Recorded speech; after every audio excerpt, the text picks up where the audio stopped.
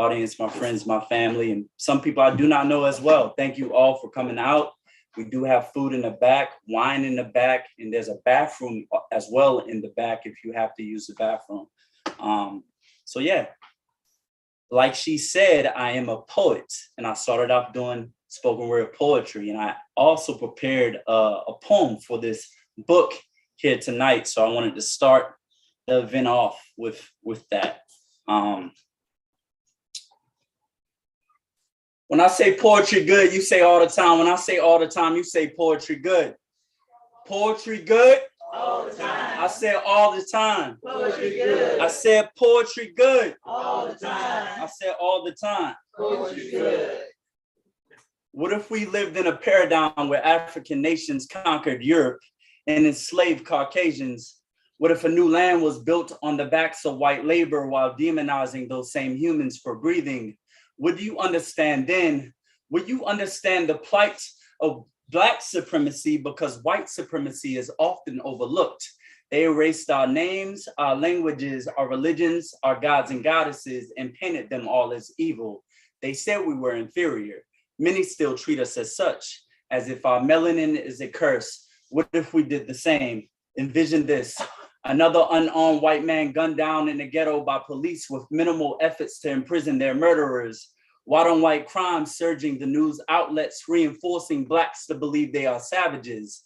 Miseducated youth seeking to be free while hating their paleness, overcompensating their insecurities with stylish fashion, spending their last to die fly, welfare abusers, sucking up all the Black man's air, too lazy to get a job. White man, stop being a victim. White man, why can't you pick up yourself by your own bootstraps? Because my ancestors came to this country and they made something of themselves. White man, why can't your people do the same? When they say slavery ended a long time ago, you see, this is the narrative that the African diaspora is used to, and it's time to shake up reality.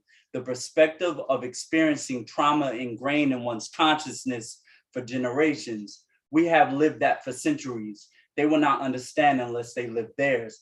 I wrote this novel because I believe it's the only way that America would pay attention. Welcome to BlackWash, the untold stories of reverse racism. Thank you.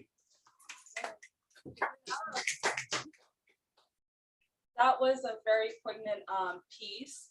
Obviously, your novel is based on race relation in a fictional country named Shamerica, yes, which is a parallel to America.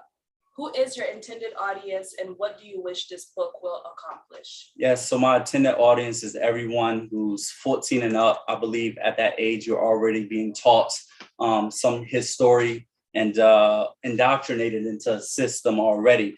So 14 and up for the age group of all races. I want, everyone to pick it up on based on particular races. It doesn't matter. And I believe that it's going to impact people differently. I want to empower Black people because we're normally seen in a submissive role, whether it's books, movies. And I also want white people to gain sympathy and empathy when they read it, because now they are being put in that oppressive form of systemic racism. It's happening to them.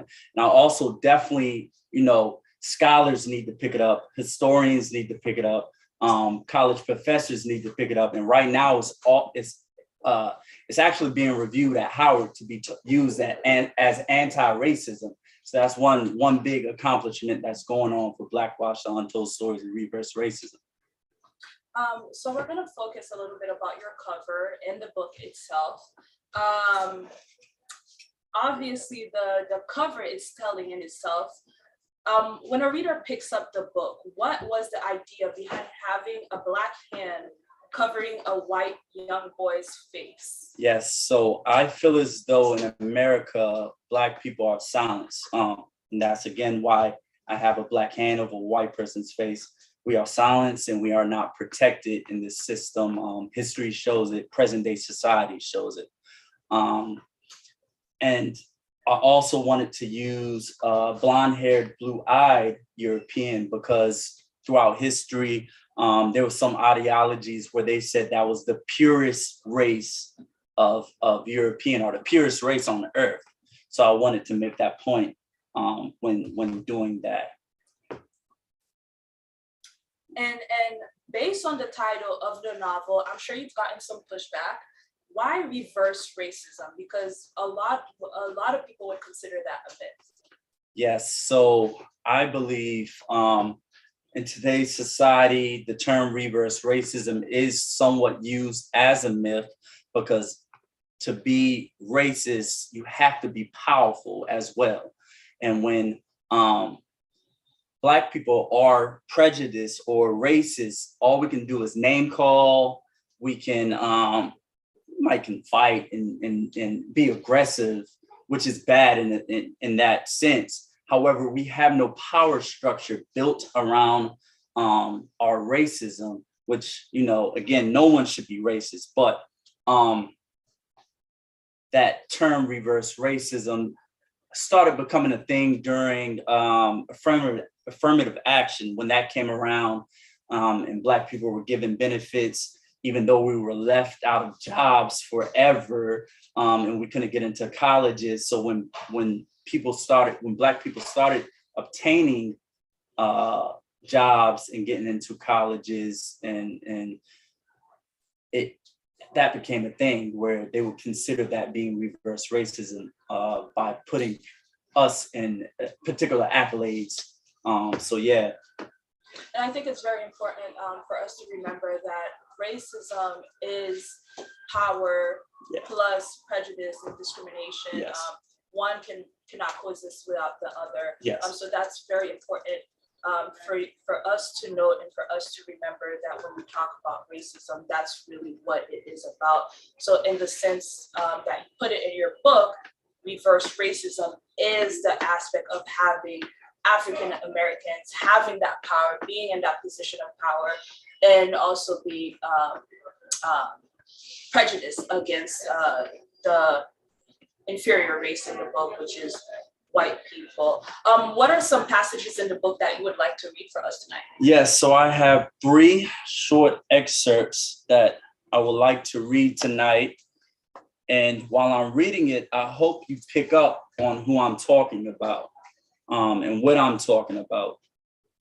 And I believe you can, at least with 2 of them.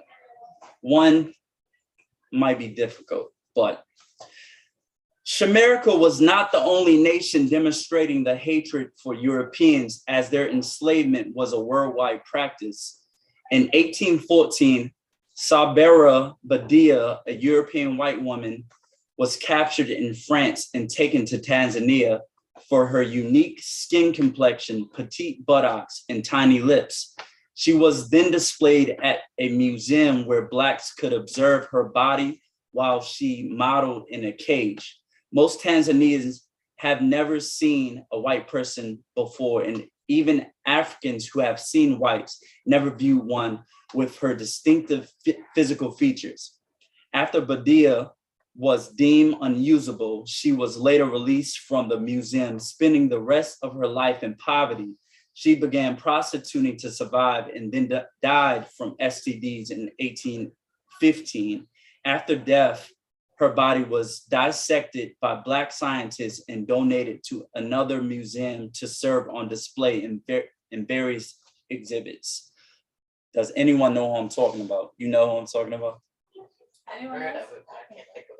So Sarah Bartmann is the real person I'm talking about. No, she was African. She's from, where was she from? Sorry. I think she was from Angola. And she was taken to Europe. She was taken to the United Kingdom, and she was put on display. So in the book, it's being reversed. Now it's a white woman being taken to Africa and put on display. And that's the common theme in this novel, where I'm reversing racism to the truest form, because the only way they can experience it is if they actually go through it. So 2 more excerpts. Do you have anything to say about that? I'm sorry. Nothing No. to add. She's scared to speak. Come on, editor.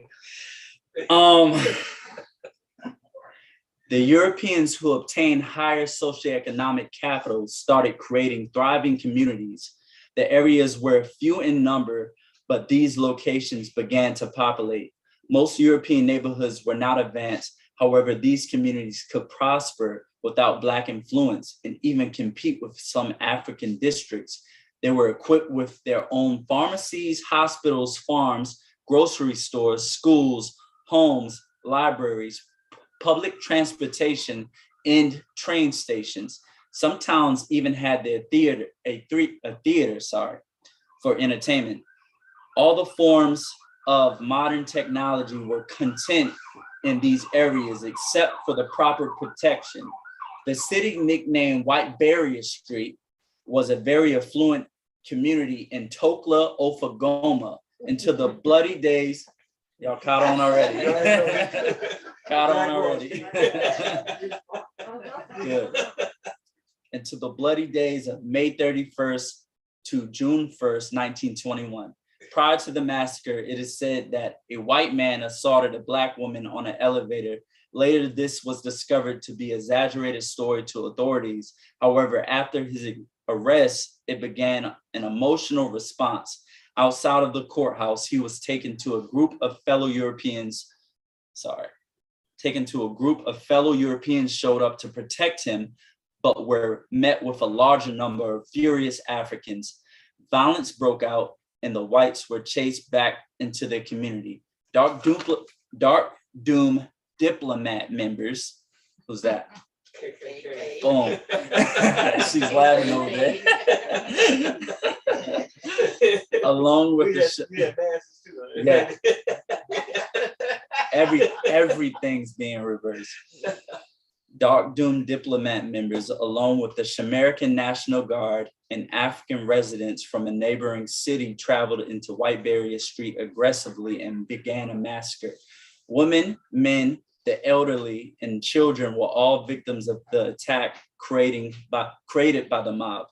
The mob was so malicious, they used African pilots and planes to tactically airbomb the city with dynamite.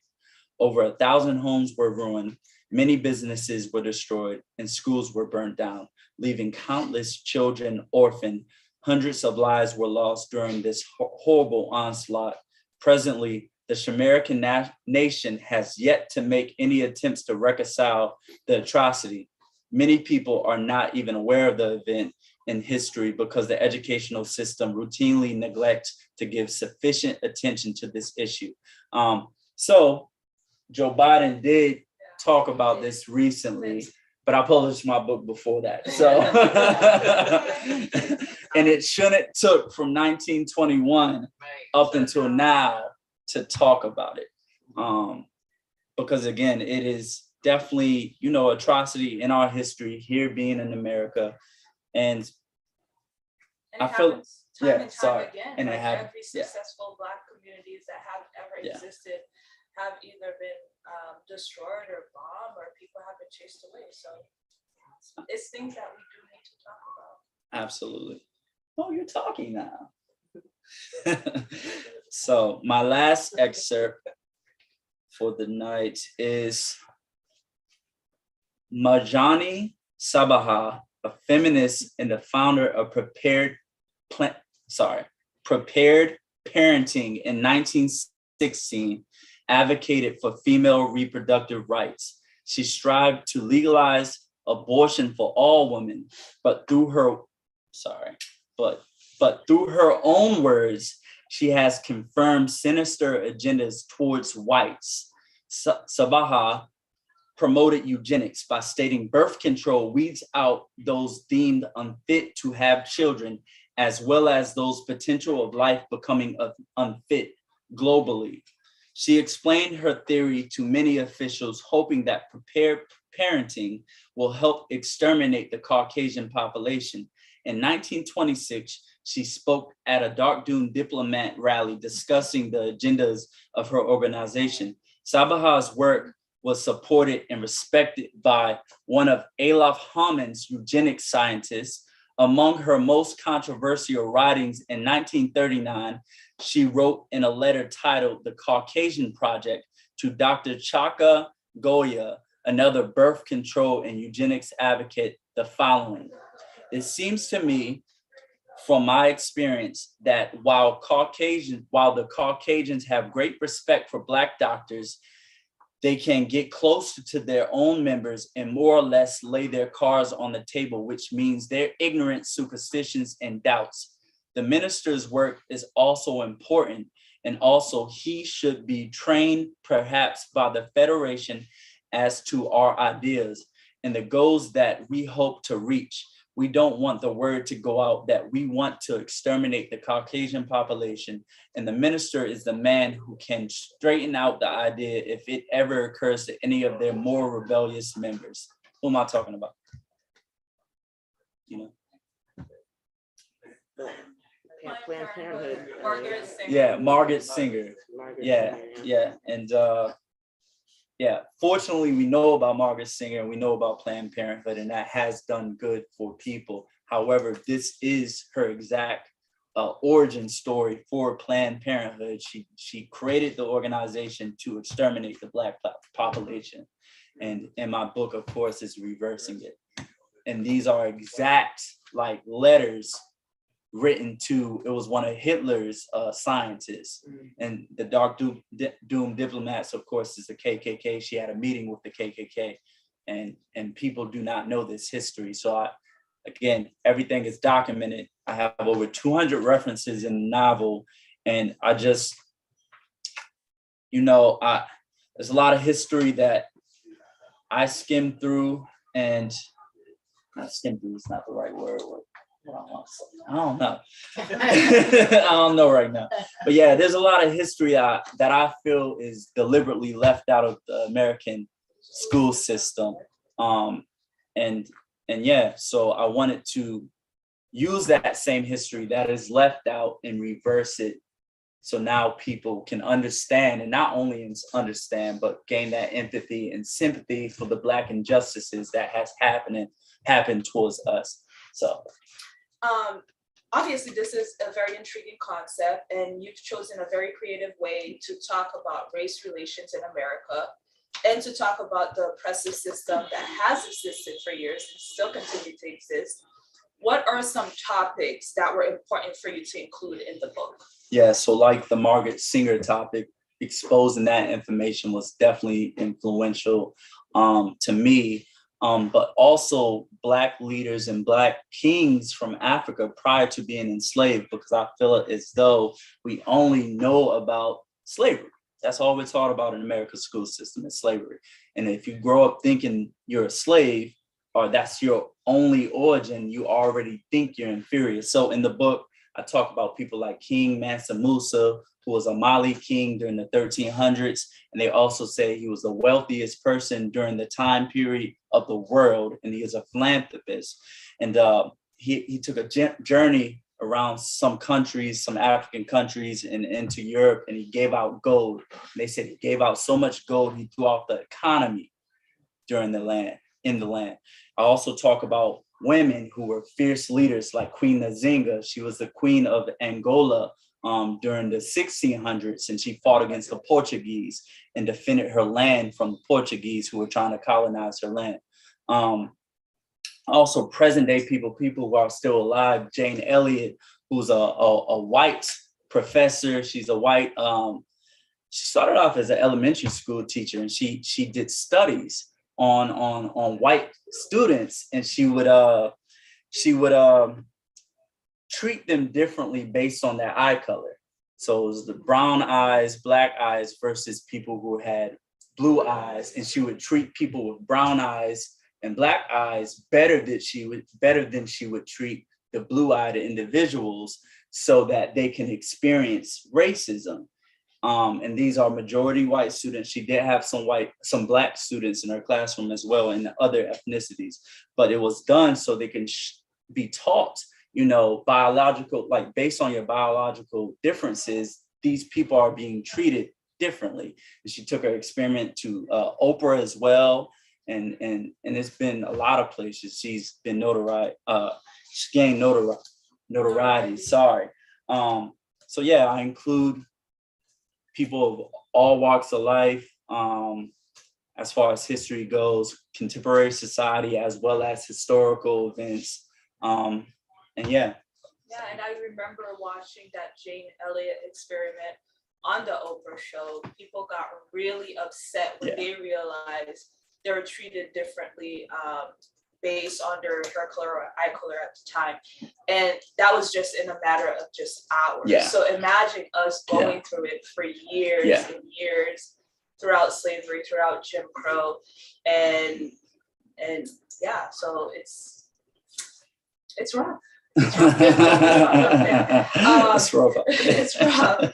So I recently saw a study, I believe the study came out back in 2014, where Black boys are viewed as older and less innocent than their white counterparts. Yeah. And flipping the script, how do you respond to those who understand your perspective, understand what you're trying to do with the book, but don't like how Black people are being portrayed as the aggressive dominant race? What I would say to those individuals is, why are you uncomfortable about a fictional novel talking about actual history and actual injustices that are happening today? Why does that make you uncomfortable? When you're not advocating towards the actual events, you're not, doing anything to eliminate or prevent Black and brown people from being oppressed nationally and globally. But a fictional book talking about it in the opposite and reverse lens makes you, afraid and uncomfortable. So that's what I would say to them. And I think it's important, like what you wanted to do with the book was really making sure that you stayed true to the fact. Absolutely. And staying true to the fact, whether or not we like it, it was important for you to make sure that Black people were portrayed as such, because that's exactly what happened. We also hear the argument of slavery was so long ago, I'm not my ancestors, Black people are just playing victim. What do you say to people that say that? Yeah, that mentality is ignorant in itself. If you are educated, you know that slavery did not just end and it was all equality, it was all willy-nilly. It was, slavery ended, it was Reconstruction, it was Jim Crow era, it was Civil Rights era, and this is 1960s when we legally got our equality, quote unquote, you know what I mean?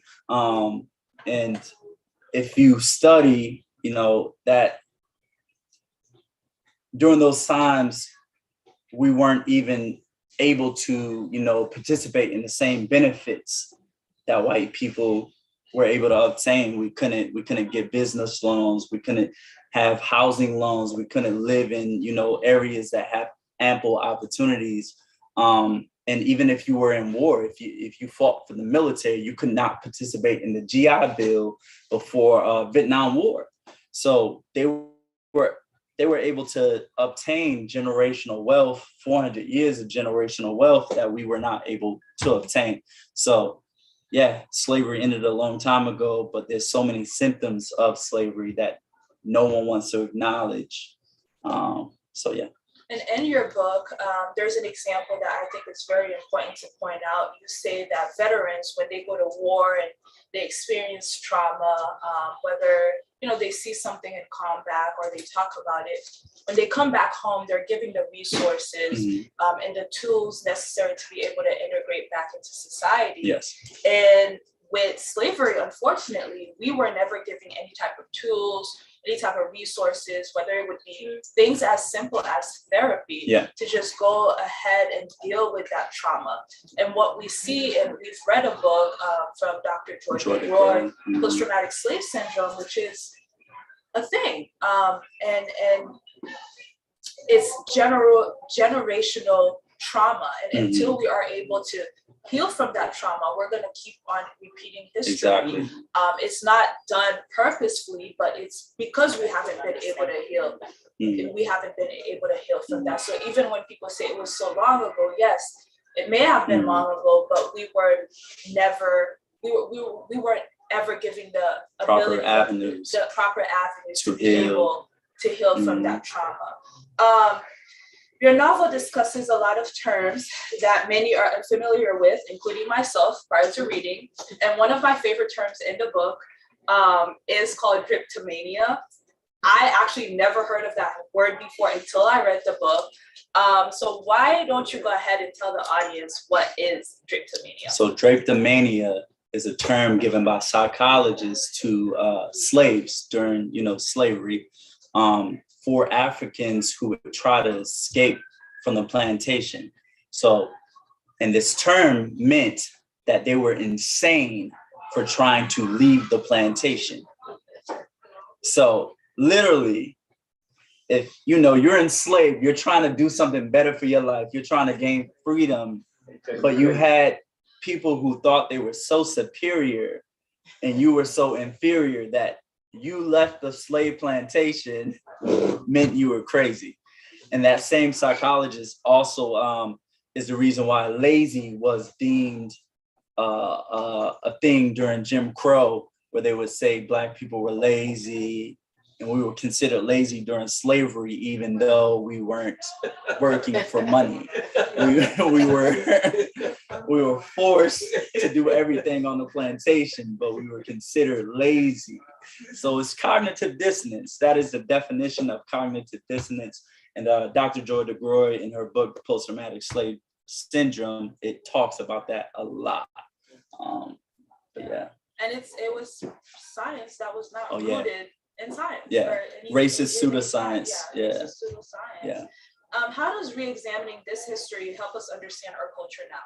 Yeah, so re-examining our history based on my book, again, everything's being reversed. I think things like the post-traumatic slave syndrome that we talked about earlier is understanding our culture now and understanding why some Black people have self-destructive, behaviors now, as well as colorism within our society with Black, darker skinned complected people versus lighter skinned complected people like myself.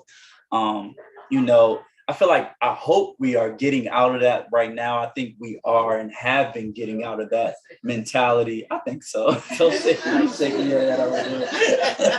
I think so. I think with social media, I've seen less and less of that, or maybe it's just the people that I follow.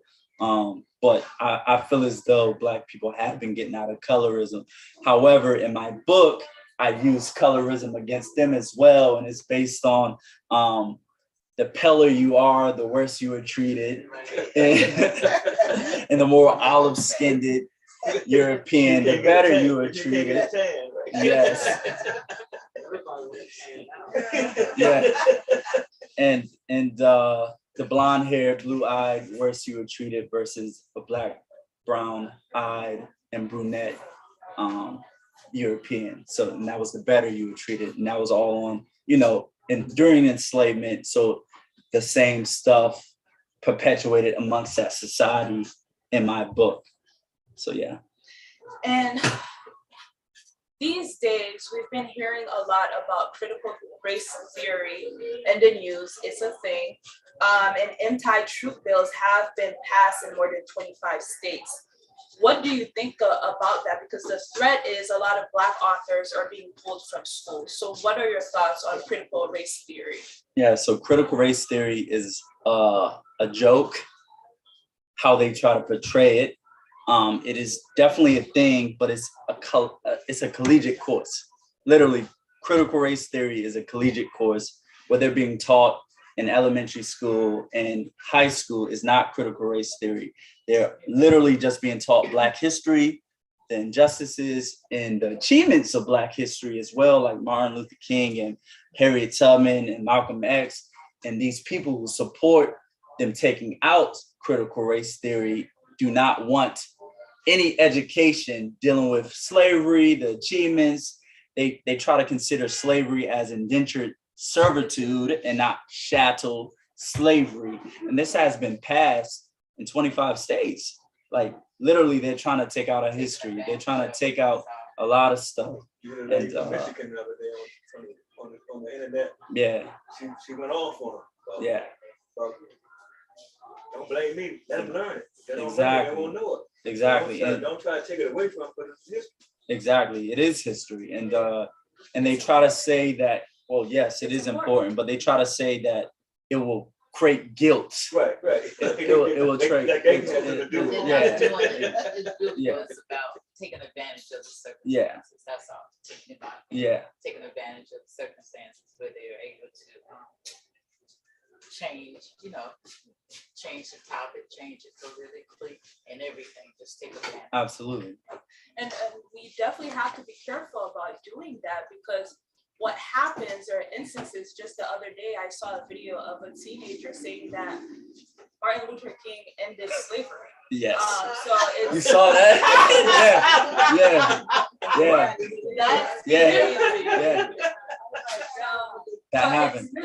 We have to be Yeah. careful when we delve in these type of waters. Because at the end of the day, history is history. It happened, whether it's good, bad, or the ugly. We have to talk about it, and it has to remain because it's Absolutely. what happened. Hold on for a second. For the people who just got here, there's wine in the back. There's also food in the back as well. Just letting you know. Like I believe Shady mentioned before, I grew up in Haiti, so I did not grow up in the American school system. Our school system mostly focused on the Haitian Revolution and French literature, Haitian literature. But in America, my understanding is that kids are extensively educated about Hitler and his regime against the Jews. And we know what that is, and we know how atrocious it was. However, they do not talk about people like King Leopold II.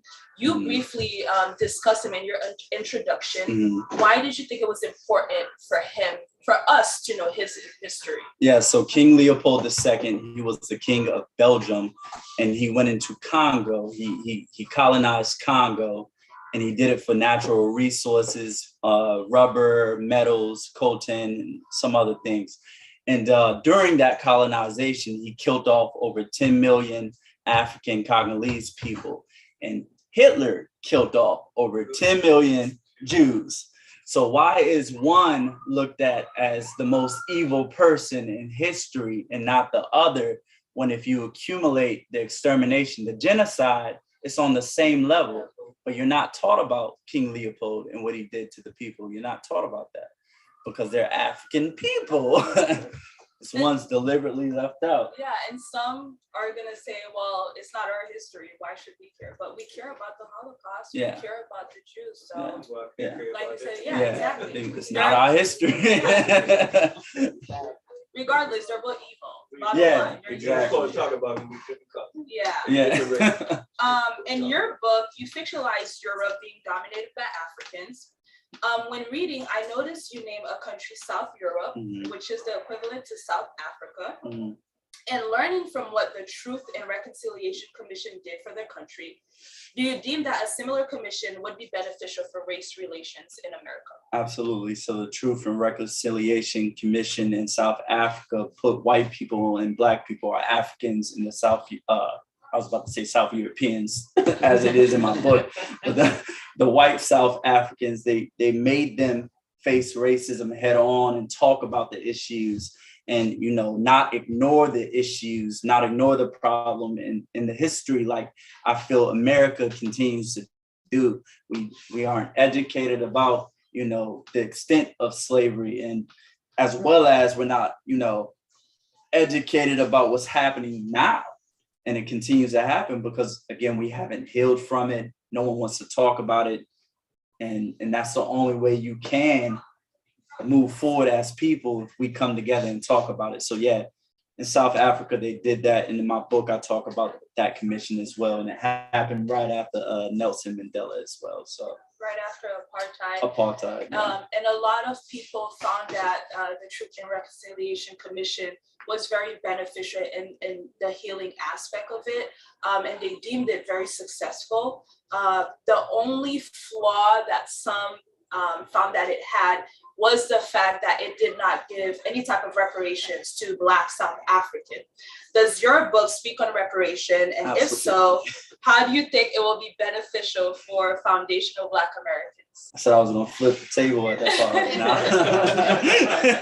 part. Yeah, no. Yes, of course. in my last chapter, Healing is what it's actually titled. I talk about reparations, and that is so beneficial to foundational Black Americans because, again, we built this country. America would not be the way it is if it wasn't for Black people. And we were promised 40 acres and a meal. We didn't get 40 acres or a meal.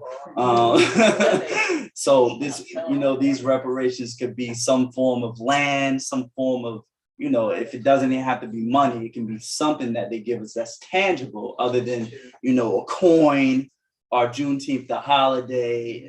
They keep giving us things that aren't tangible, that Black people cannot get build wealth from. And unfortunately, some of us love that stuff, love it, and take it as, we just won. No, it's so, we need more and we deserve more. So. And I don't have a bone in the fight. I'm not a foundational Black, so but you wouldn't get nothing. I wouldn't get anything, but I do believe it's necessary that, they get what, they're owed. And like you said, it doesn't have to be money. Even if it's 1 acre of land, it could go a long way. We can produce our own food, and we can grow from that. Build communities. My background is in real estate, and I know how much wealth you can get from real estate. So that's very important, and that would help close the wealth gap between Black and white in America. So thank you so much. That's the end of our discussion. Thank you, Rodney. Thank you, Shady, for having us today. How about you go ahead and you tell us what do you have planned next? Where can we follow you and where can we get your book? Yeah, so plan next for the book, I'm actually trying to turn this into a film or web series. That is my next move. I do have a video that has already been done on it. It was a promotional video where I hired 2 white actors and 4 Black actors, which were my frat members, but they oppressed these 2 white individuals and took them through 4 different forms of slavery or oppression. And I want to do that as far as a web series or, a movie. So again, people understand the difference between, name calling and reverse racism versus, the actual systemic racism and institutionalized racism that we went through and continue to go through here today. Also, you can follow me at Rodney Cloud Hill everywhere. That's my social media everywhere. And I have a website, rodneycloudhill.com. And my book's also on audiobook and Kindle if you do not pick up a copy here tonight, which is paperback. It's also on audiobook and Kindle. And continue to support Lost City Books, of course, because they are doing this for the people. And this is the only way that authors like myself can get exposure in a dying world who don't, a lot of people do not read. This business is already shorthanded.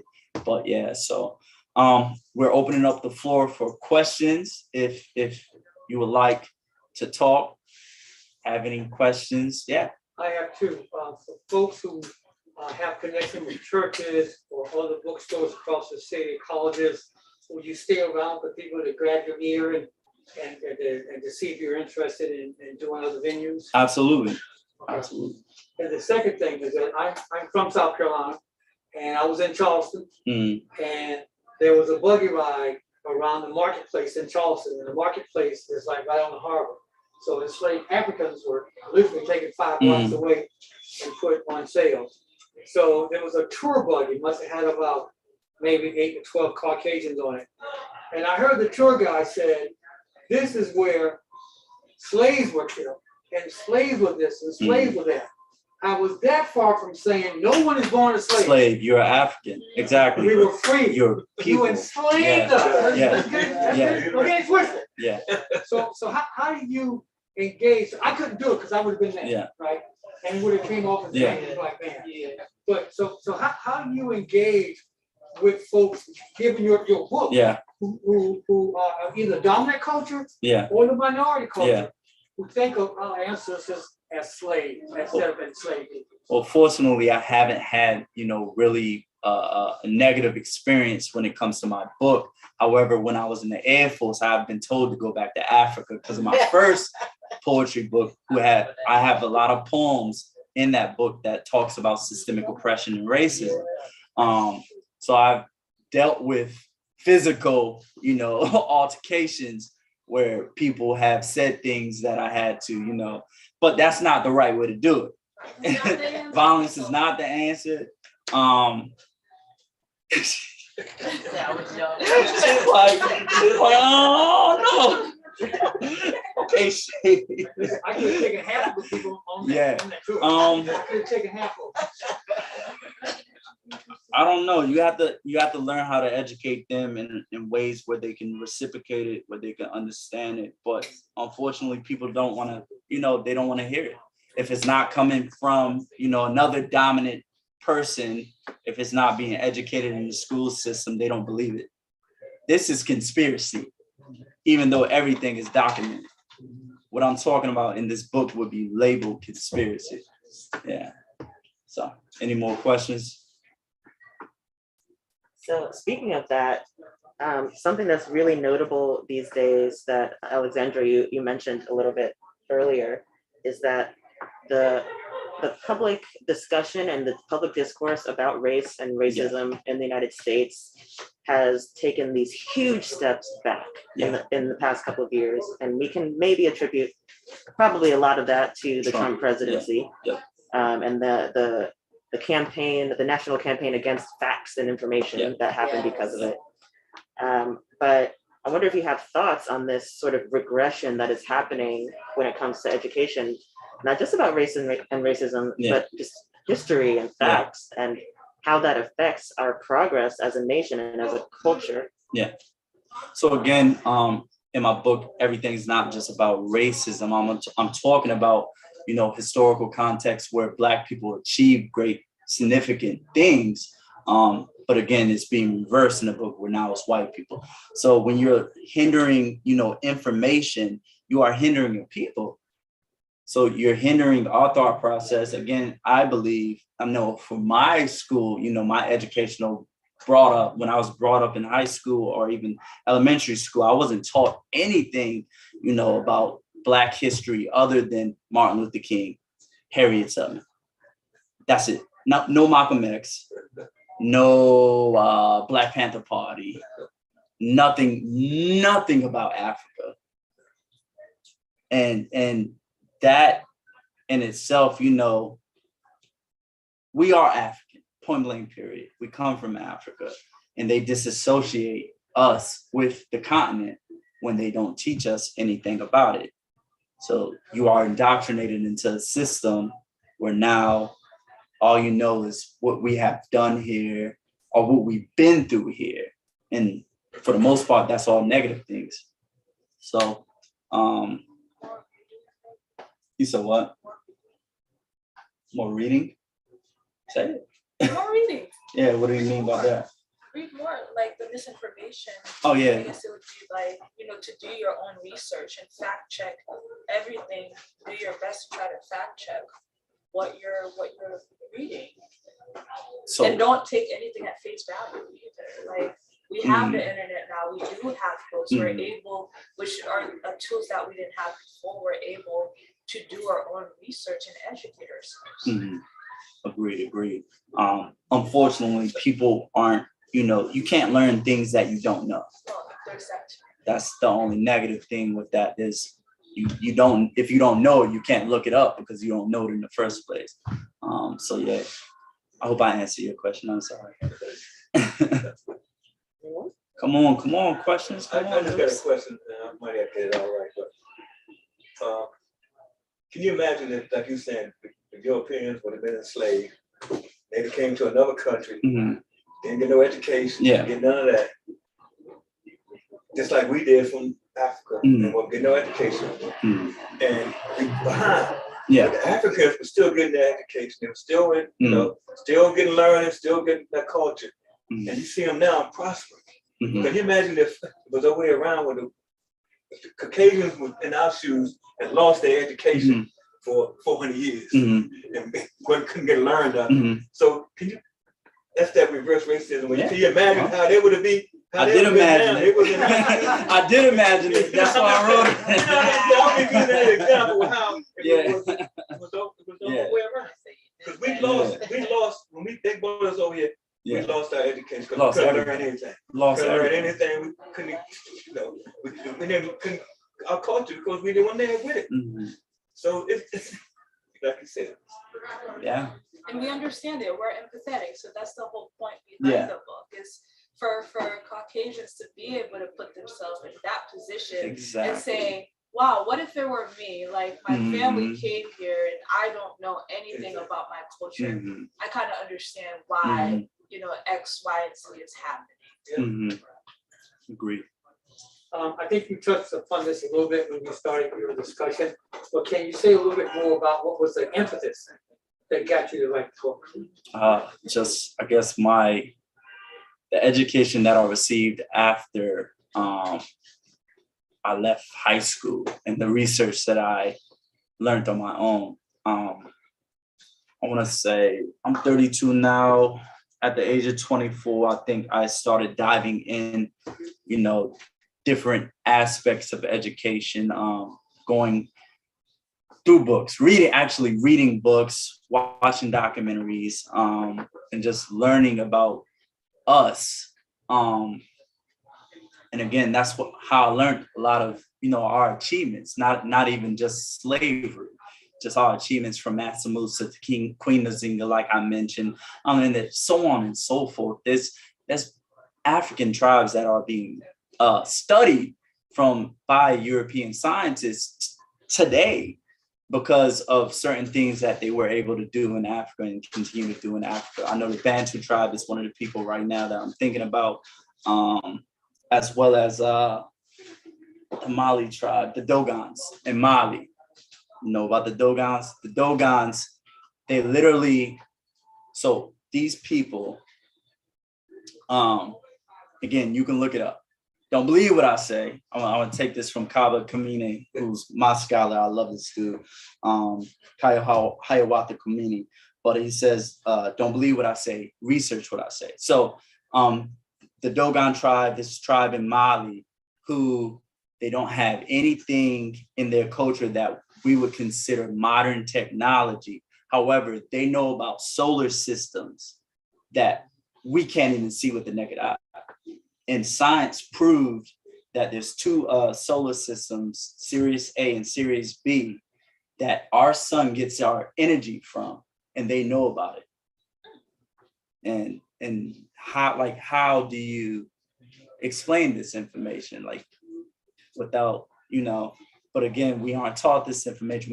We aren't taught about Kemet or Egypt, ancient Kush, Nubia. And if they do talk about it, they say it was Arab people or white people who created the pyramids, or aliens who created the pyramids. They got shows like Ancient Aliens who they rather attribute the creation to aliens than give it to the Black people who was living there 3,000 years, 4,000 years ago. And that's just asinine. That's crazy. That's crazy. So they do anything to make us inferior. So, and that's why I wrote the book. That's why I wrote the book. And thank you. Thank you. Thank you. Yeah. One more question too is, so you said there are over 200 Yeah. references in your bibliography, so to speak. How long did it take you to kind of compile and organize all of this research? 5 years. Woo! 5 years. And what was that experience like? Yeah, when they say authors, you know, when this is, you say you're working on a book now, hopefully it doesn't take you 5 years, but I wanted to make it perfect. I wanted to make it perfect, tangible, something that people pick up and, you know, definitely want to read it where it's, you know, it catches their eye, and not only catches their eye, but it informs them, it educates them, and it entertains them, because again, things are being reversed. And I feel as though there's a lot of passages where we will be entertained the flip narrative, and the rhetoric that was used towards us, and the fact that I used that same exact rhetoric towards them. But yeah, it took 5 years, and there's a lot of research, there's a lot of documentation, there's a lot of going places and studying, being, you know, in quiet places and just getting my thoughts together. And after I, you know, finished my manuscript, I had to reach out to editors and certain people. She's one of the editors in the book, and illustrators. I wanted my, you know, it also to have images in the book as well. So I, you know, paid them to work on the book. So yeah, but it's total of 5 years. I started in 2013, 14. I think 13. Yeah, I published it. 2017. Yeah, 2016, 2016 or some 17. I don't know, but I published it 3 days after my father's funeral. It's like literally, my father died April 14th. 2021, published the book on the 17th. I thought it was time. It was the same day that not George Zimmerman, George Floyd's case was when they came out with the outcome of the case. It was the same day. So.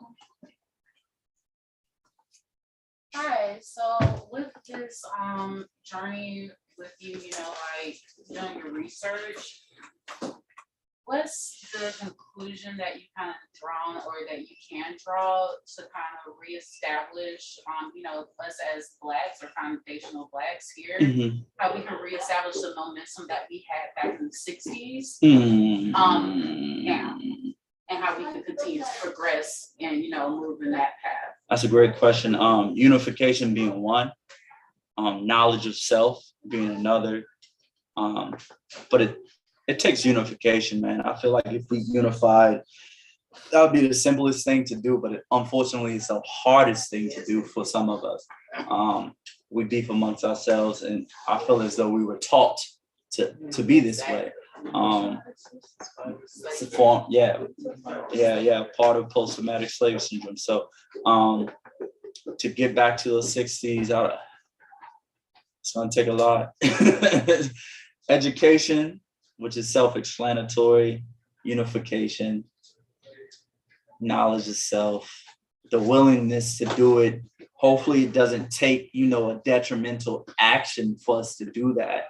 You know, something that happens from a dominant race, another dominant race, or we're forced to go back into subjugation for us to unify. Hopefully it doesn't take that for us to do that and go back to self-sustaining neighborhoods like Black Wall Street and Chicago and Rosewood, Central Park was Synagogue Village prior to eminent domain, where they literally they took it from the Africans, from the Black people who was in New York.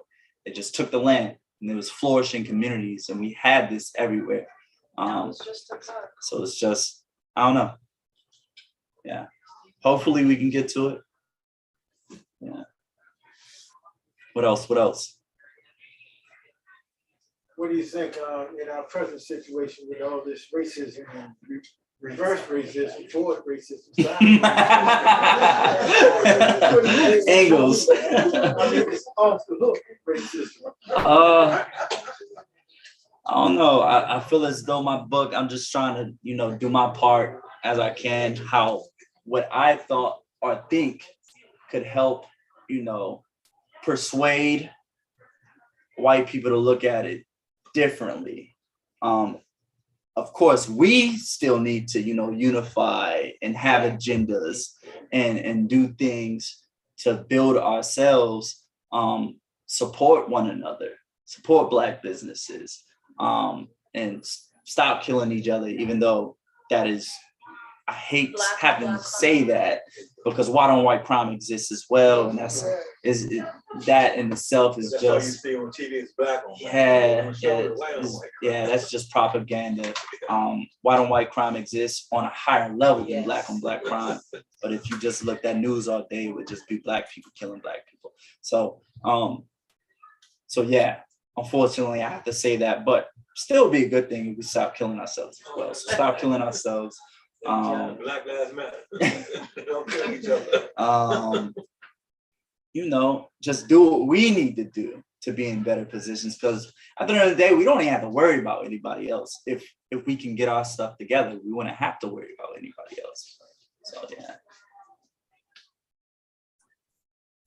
What else? Nupi.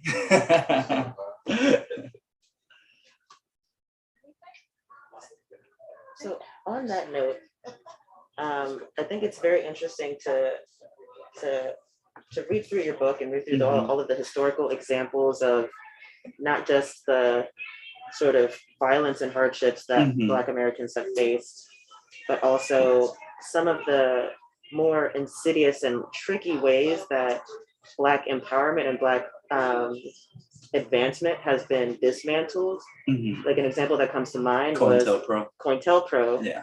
You know, the CIA specifically launched this campaign to dismantle the Black Power movement, to dismantle the Black Panthers.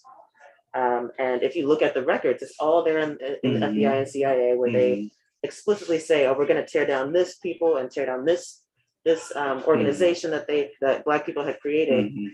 Which would also be considered conspiracy 10 years ago if you talked about it, but it's been declassified information where it's been proven that this was done, and it's also in my book. So it's the White Wolf Party in my book, and what is it called? Disentage Pro, something like that. But yeah, so I believe I'm reversing everything significant that we experience and continue to experience, and it's from what I have some Egyptian stuff in the book all the way up into the Donald Trump era. So it covers a lot of information. But yeah, the sneaky ways, that's the saddest, the I guess not the saddest, what's the word I'm looking for? I don't know. But yeah, like Margaret Sanger earlier, I explained that the person who created Planned Parenthood, you know, she had her own evil agendas to exterminate the Black population. So yeah, it's insidious. Yeah, the IQ test, that's another thing that was created to, you know, make us inferior. What else? Eugenics in North Carolina, they had the highest eugenics rate. They would secretly sterilize Black women. Black girls, young Black girls, Black women. And this was all covertly done. And that's all in my book as well. But yeah, it's just crazy. And it's all information that, you know, we don't know. That's another thing too. Tuskegee experiments in my book as well. Tushiti experiments. yeah. Tushiti experiments. But yeah. On that note, I think one more. You know, we talk about the reverse racism and prejudice, but everything that you're saying that they did it's not that they feel that they are that we're inferior.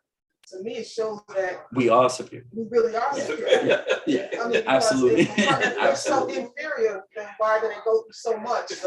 You know, so that's what I want to say is that I think inferiority. You can't make me feel inferior. You know, when you know who you are, people don't make you inferior. That's true. So, you know, as much as they try, I guess even with the blackface, when I see blackface, I laugh at them because I understand that, you know, we couldn't learn to read and write. And for these people to come here and learn the English language, nobody sat down and said A-E-I-O-U. But they heard them speaking it and they picked up the language just from what they heard them say. So, how intelligent they were to be able to do something like that. And it frightened them. They said, if they could do all this, we can't even allow them to read and write because they'll know more than us. Exactly. So we're really not inferior. By no means. And to ever think that. No, I agree with you 100%. I'm a supporter of Dr. Francis Cress Welsing, the ISIS Papers. That's a great book to all y'all, if you want to pick it up. Also, a documentary series that helped me gain so much knowledge was Hidden Colors 1 through 5. It's my favorite documentary series ever. But Absolutely, we are nowhere near inferior. And if we were in a different platform, I would say some other things that would show our superiorness. She's like, oh, I don't care. Oh, no, I gotta sell my books. I want them to pick it up too. Wonderful. Well, thank you both so much for this incredible discussion. Thank you again for being here. Thank you so much for coming out. Thank you. I am very energized. This is a really great conversation. I appreciate all of you for being here. As we mentioned earlier, there are snacks, sandwiches, and wine in the back. So please stick around, mingle, discuss the discussion that we just had. If you don't have your copy of the book already, we do have copies up here. You can grab them, get it signed, and just purchase it downstairs at the front counter. Aside from that, thank you all for being here. What a lovely, immensely incredible discussion. Thank you both so much. Thank you.